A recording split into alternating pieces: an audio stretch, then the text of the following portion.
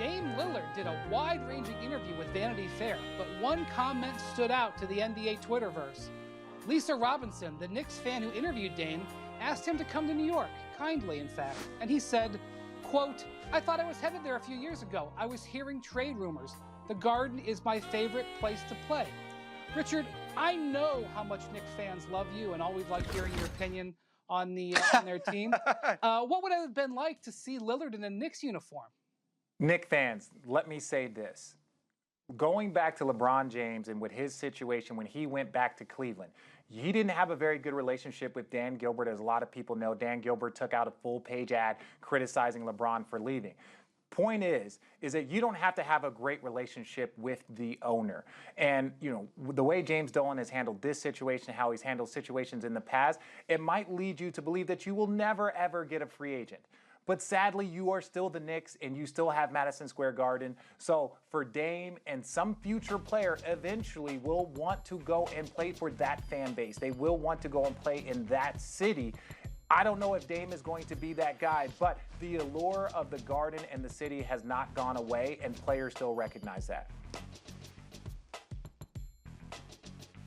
Yeah, I mean, look, the Knicks, I will say, though, RJ, people around the league, I've heard from agents and players that they've definitely taken note of the Knicks', let's say, slow response to the George Floyd tragedy. And when you're a max player, you're a max player everywhere. You essentially have 30 choices. And I'm not saying that's going to be a deal breaker for the Knicks, but it's going to be a variable, I think, that some of those players will factor in, along with the appeal of New York and along with the appeal of Madison Square Garden. It's just one of many variables that people will take note of. And I don't remember, Brian, I don't remember these Dame Lillard trade rumors to New York. Do you remember these? I think I missed these. I went back, Zach, and tried to figure out when this could have been.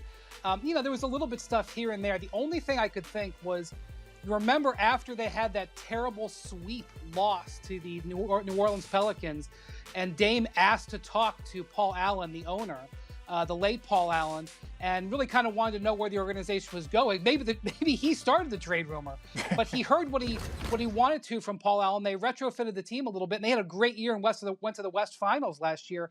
I don't know what other time he had been talking about. Or Zach, I don't know what the Knicks would have traded for him, to be honest. Porzingis, but they would have needed a lot more to get it done. Yeah, I don't see Portland having any interest in any real Knicks deal. I guess if you theoretically go back in time and offer Porzingis and some other stuff, yeah, you could have a conversation. But I am not under the impression that this ever went anywhere, really anywhere. Well, I will say this: there'd be a lot of teams begging for Dame Lillard. Yeah, and he signed a $250 million extension last summer. He is probably not going anywhere. Underpaid. The NBA has decided, underpaid, wow. We'll see about the next CBA. The NBA has decided they're not going to test players they are going to test players for PEDs, but not pot once they get to the so-called bubble in Orlando. This was first reported by The Athletic. Now, there could be an addendum to the CBA later this year, ahead of the December start of next season. And so that means rules could change. So, Zach, with the league essentially clearing marijuana usage in Orlando, is this the first step to legalizing marijuana permanently in the NBA?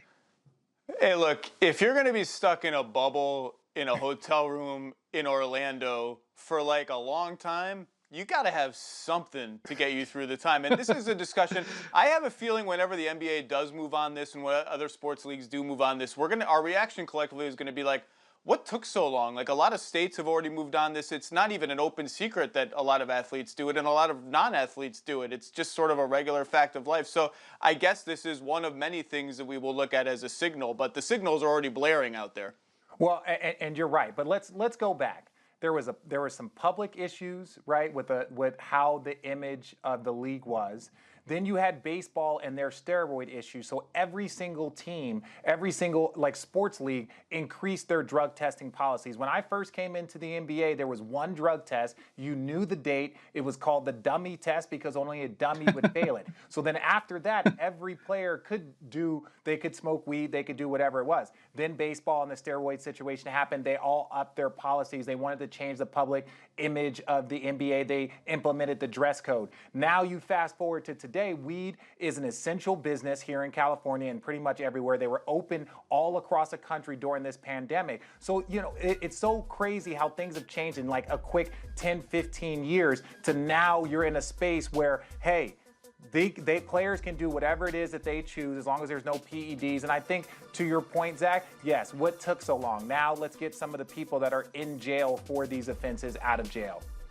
Well, I should point out that marijuana is not fully legal in Florida, but it is decriminalized, and it's going to be decriminalized in the bubble. Typically, players are tested 4 times randomly during the season for recreational drugs like this. They suspended those tests during the pandemic, so really nothing changes there. Thanks for watching ESPN on YouTube. For live streaming sports and premium content, subscribe to ESPN+.